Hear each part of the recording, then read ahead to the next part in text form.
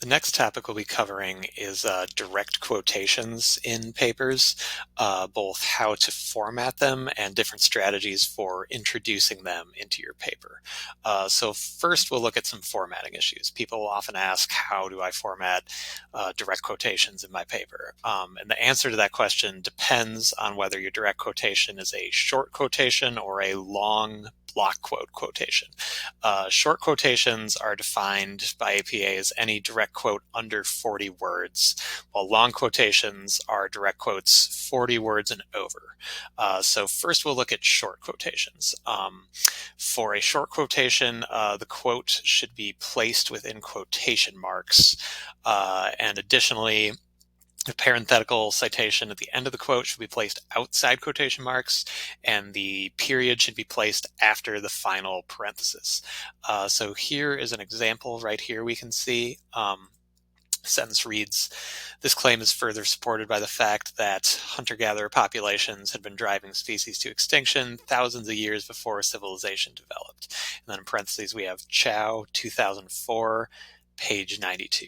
And as you can see, there are quotations placed around the quote.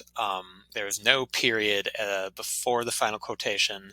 Instead, the period comes after the parenthetical. And this is obviously a short quote under 40 words. So yeah, that covers short quotations. Then as for long block quotations, which are 40 words or over, they are, as we went over in an early video, which you can consult if you need formatting help. The video is called Hanging Indents and Block Quotes. Block quotes are set off from the rest of the paper. They are indented a ½ inch, and you do not, I repeat, do not put quotations around a block quote, since the indent already sets them off from the rest of the paper. And then there is a difference as well in that you place your final period before the parenthetical citation rather than after it. So that pretty much covers the differences between those two types of quotations. And like I said before, if you need more help on block quotes, you can look at my earlier video, Hanging Indents and Block Quotes, for how to correctly format a block quote. Next, we'll move on to strategies for introducing direct quotes into the body of your paper. All right, so sometimes when writers insert direct quotations into their paper, they sometimes just drop the quote in without providing any context or any introduction. They'll just have a quote as a standalone sentence. And generally, this is something you want to try to avoid, because giving context, finding ways to introduce direct quotes and make them tie to all the information you're providing around them and to strengthen your argument, that can go a long way towards making your quotes understandable and relevant to your readers.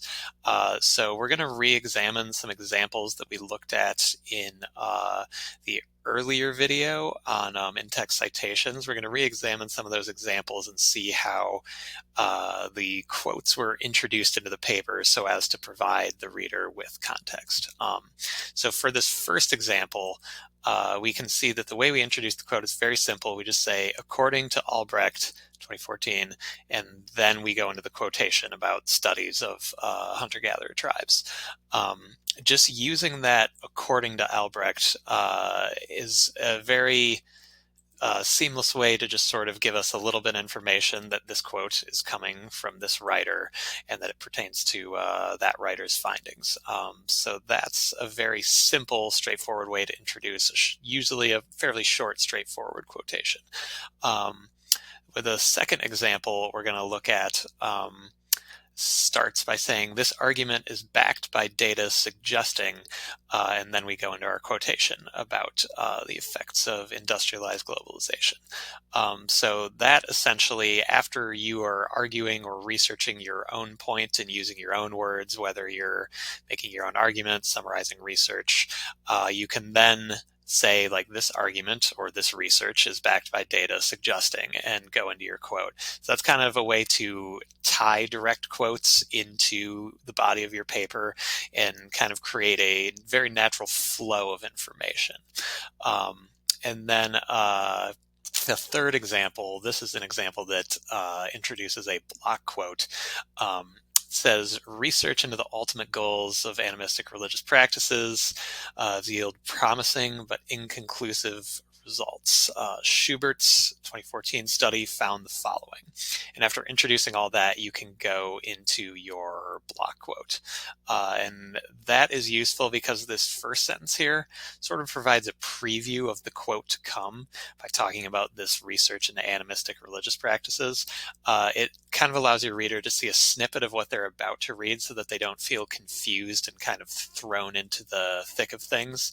And then once you've given that snippet, you can introduce the author and the study and the year.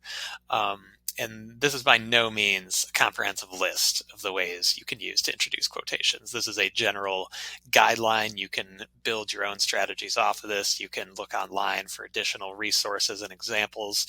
But this is just sort of a brief overview of how to smooth the transition between your own writing and the direct quotations you might use in an APA paper. That's all for this video. I hope you found this helpful. Thanks a lot. I'll see you next time.